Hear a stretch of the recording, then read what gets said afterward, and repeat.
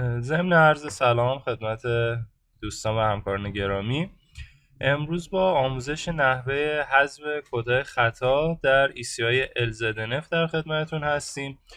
خب همونطور که اطلاع دارید ECI LZNF از طریق جداول ریمپ جدولی مبنی بر حذف سنسور اکسیژن دوم یا سنسور میلسوپا بر ما ارائه نمیده.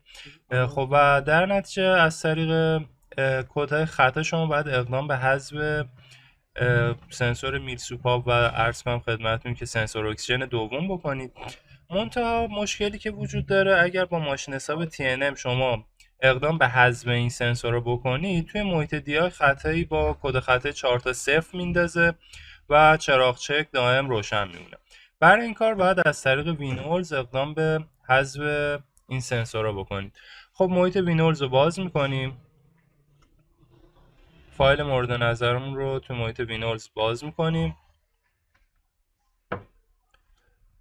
بعد از اینکه فایل مورد نظر باز شد، یه عبارتی رو باید شما جستجو بکنید که در حالت 16 بیت و به صورت هکس در حالت هایلو قرار میدیم. با استفاده از دکمه کنترل F بعد اون عبارت رو جستجو کنیم. قبل از اینکه عبارت رو جستجو کنیم، تعداد ستون ها رو به تعداد 6 ستون کاهش میدیم. تعداد ستون ها رو اینجا دقت کنید، تعداد ستون ها رو بر ما می نویسه. خب کنترل F رو میزنیم، در حالت هگزادسیمال عبارت 0504 رو جستجو میکنیم. خب این عبارت اینجا بر ما پیدا میکنه. 0504 رو به ابتدای ستون میاریم و از این ناحیه شروع میکنیم به استخراج جدول کدهای خطا که عرض کردم خدمت به صورت 6 ستون است و ابعاد جدول هم حدوداً 219 هست.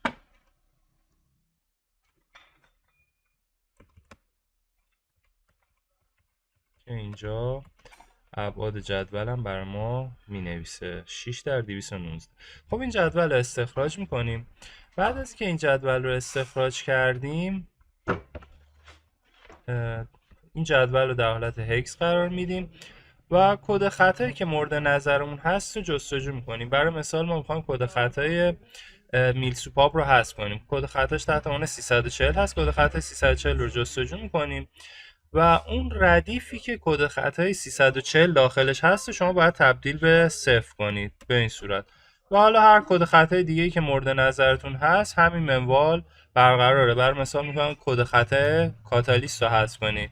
کد خطای 420 رو جستجو میکنید، اون ردیفی که مرتبط با 420 هست رو به صورت کامل صفر میکنید و بعد از انجام این کار کافیه که از اون فایلتون خروجی بگیرید. با استفاده از دکمه کنترل ای میتونید از این فایل خروجی بگیرید و نیازی هم به اصلاح چکسام توی LZNF نیستش. از این فایل تحت عنوان برای مثال DTC LZNF خروجی میگیریم و به راحتی میتونیم از طریق TNM این فایلی که اینجا سیو کردیم رو روی ECU برنامه ریزی کنیم.